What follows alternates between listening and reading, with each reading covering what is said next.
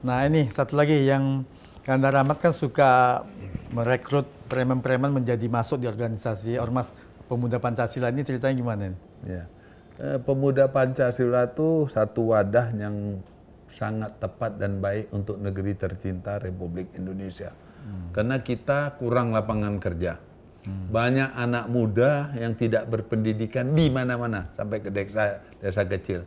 Kalau tidak ada organisasi yang namanya Pemuda Pancasila, anak-anak ini akan liar, tidak ada wadah, tidak ada baju atau emblem yang dia banggakan.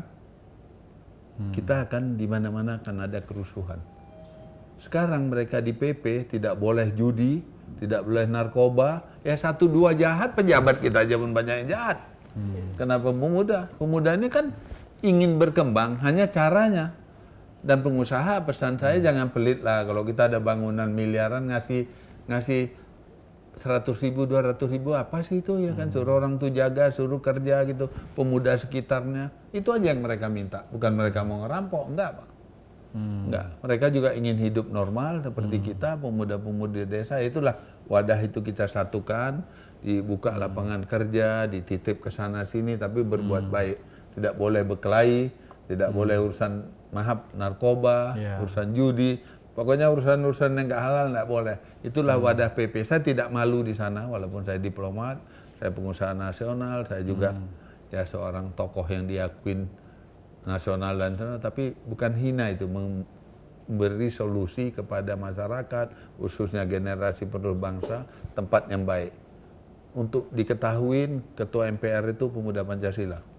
Ketua DPD itu pemuda Pancasila. Pak Agung Laksono itu pemuda Pancasila. Presiden bangga. Bilang freeman itu, Pak JK bilang itu bagus. Karena orang bebas, freeman itu artinya, bukan crossboy. Ya, jadi Presiden juga, Pak Jokowi juga pakai. Presiden dulu Pak Harto pakai. Karena itu memotivasi 10 juta orang lebih loh Pak anggotanya. Kalau nggak bagus, mau ngapain gitu.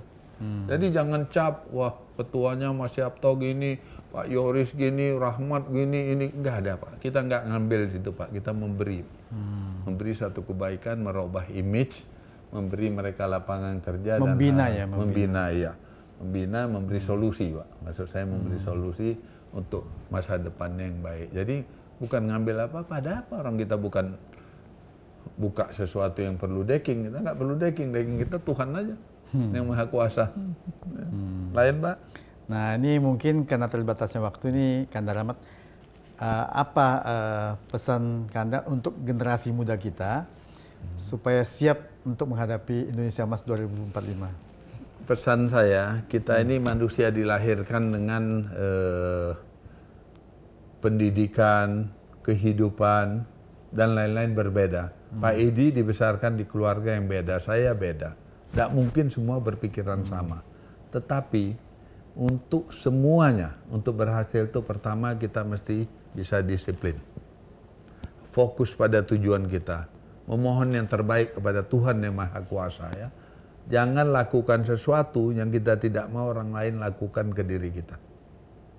Dan juga berbuat kebaikan sekecil apapun pada siapapun dimanapun kita berada. Dan jangan lakukan sesuatu yang kita tidak ingin orang lain lakukan ke diri kita. Kita bisa berbohong kepada siapa saja, tidak bisa berbohong kepada Tuhan yang Maha Kuasa dan diri kita sendiri. Maka alhamdulillah saya nggak setahun sekali flu, 2 tahun nggak. Karena saya tidak pernah kotori pikiran saya, otak saya, hati saya, jiwa saya, dan bicara saya itu satu irama. Tapi kalau otak kita ke kiri, hati kita ke kanan, mulut kita entah kemana-mana, itulah kita jadi sakit, pendek umur, dibenci. Udah, alam pikiran aja, normal. Otak, hati, jiwa, bicara satu irama. Dan jangan membuat perpecahan, permusuhan, kehancuran orang lain, itu hindari itu. Insya Allah pemuda Indonesia hebat-hebat, mampu. Dan satu lagi, jangan gila pujian. Nah ini gila pujian juga masalah nih, beli penghargaan apa. Nggak perlu, pujian itu racun juga kalau kita nggak salah pakai. Handphone, ini disiplin aja. Banyak handphone ini saya rasa 80% pemuda hancur karena handphone. Ibadah aja udah lupa gara-gara handphone. Janji sama keluarga lupa. Tugas main-main, malam tidur sampai jam 1. Itu racun. Listriknya tuh bahaya itu. Saya ada staf saya yang udah budek masih umur 20, mata udah pakai kacamata segini, itu tadi handphone. Anak-anak lihat, ada kan kita lihat yang langsung stroke, yang cacat. Kita udah tahu ini racun, bahaya, kok kita nggak bisa nyegah diri. Kita ini udah makhluk paling sempurna ciptaan harus Tuhan. bisa batasi diri menggunakan gadget dengan bijaksana. Artinya tepat lah kalau untuk kerja, untuk hubungan keluarga, tapi jangan banggakan diri, viralkan yang nggak perlu, yang nggak tahu diviral-viralkan seperti kita orang hebat. Maka bahasa saya di postcard ini ada ukur kemauan dan kemampuan, Pak. Kalau nggak cari tabib kita nanti, ngerti? Ya, ngerti ya? Ukur kemauan dan kemampuan kita. Kalau kita mampu naik CR-V, gak usah naik Mercedes. Saya bilang lah, Bapak, Ibu, sahabat semua, sebangsa, setanah air, saya alhamdulillah udah rezeki macam-macam, Pak. Jam bagus, cincin bagus, tapi yang pakai terbatas yang saya suka. Saya sekarang lebih suka naik CR-V. Land Cruiser baru ada yang harganya mungkin 2M lebih, saya naik yang 600 juta, yang 800 juta. Karena itu lebih tenang, lebih damai. Ya tapi waktu acara diplomat, saya pakai Mercedes yang nomor rusut. Saya pengusaha, ada pejabat, saya juga nggak mau kecilkan mereka, saya naik Alphard. Ya jadi sesuaikan, tapi nggak perlu kita ke tempat orang susah, kita tunjukkan kita punya Alphard. Itu kan menggoda orang untuk membenci kita. Kita yang mancing untuk orang benci. Untuk kita rasa kita tinggi hati, ya atau merasa lebih hebat. Nggak ada yang lebih hebat dari lain orang, Pak. Kita ini sama, dan kalau kita bersatu, percayalah kebahagiaan, kesejahteraan masyarakat, bangsa dan negara yang kita impikan itu akan terwujud nyata. Jadi hindarkan perkelahian, hindari saling menjelekkan, tolong menolong. Bukan berbuat baik itu kasih uang loh, Pak. Tolong orang solusi. Saya di mana-mana Pak Edi menjadi solusi, Pak. Di GAPI tadi, di Kadin dulu ribut, di PMI ribut, kurang ini kurang itu, di sini di sana, sampai orang jenderal pun saya damaikan dengan ketua partai dan lain. Dan saya nggak dapat apa-apa, tapi saya bahagia karena ini semua aset bangsa, Pak.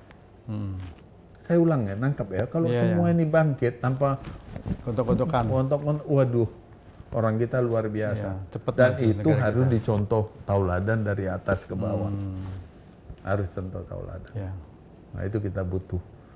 Dan percayalah, saya kemarin di UGM mendampingi anak saya ya, itu di Universitas Pertanian.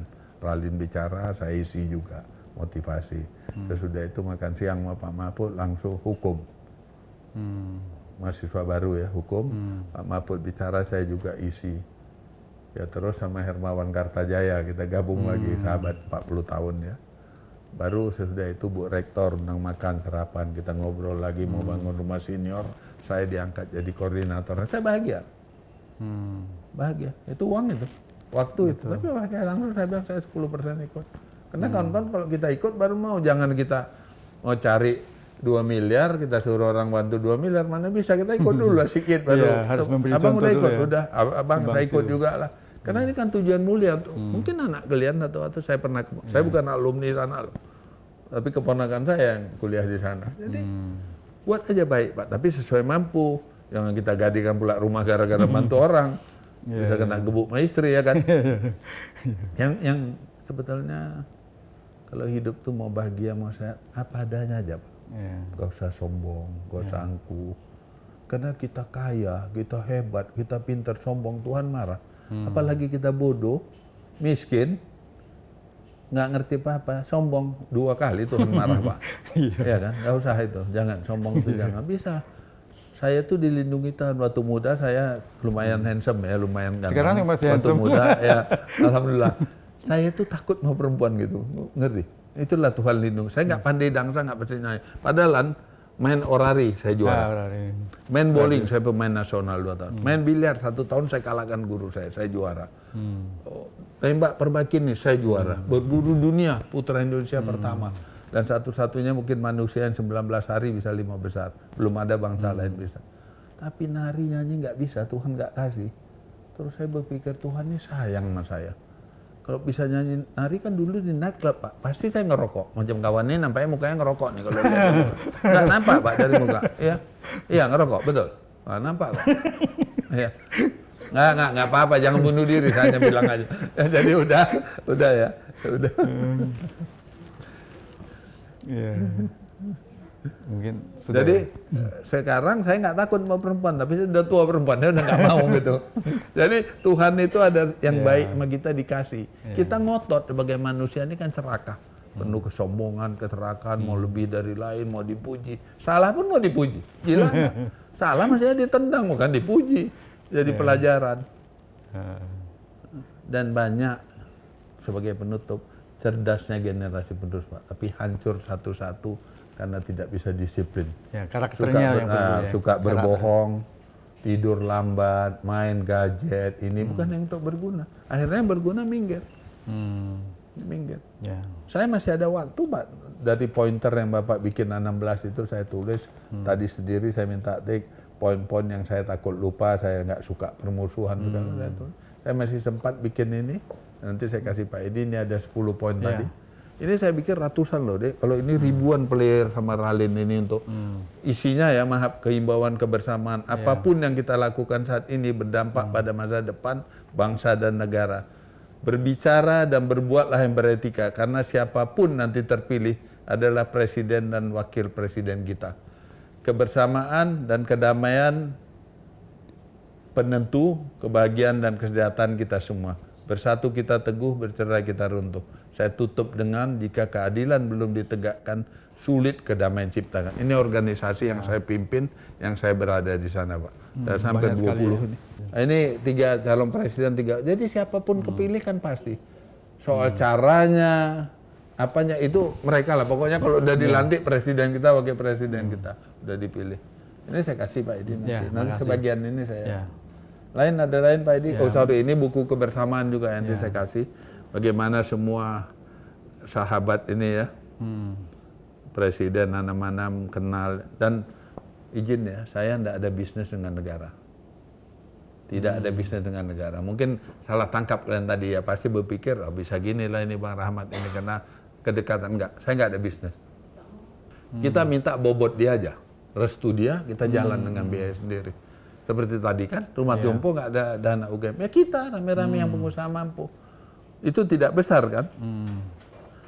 Ini saya kasih jawab tadi, kebersamaan ini tokoh-tokoh yang hebat ya.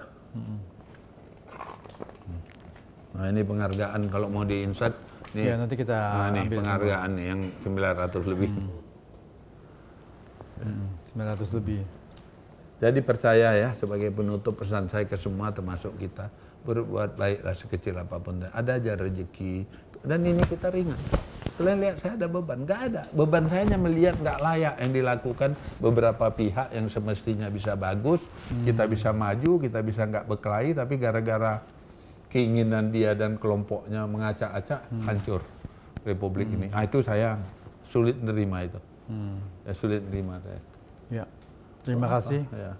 Jadi tinggalkan keserakahan dan arogansi, Pak. Wah, betul.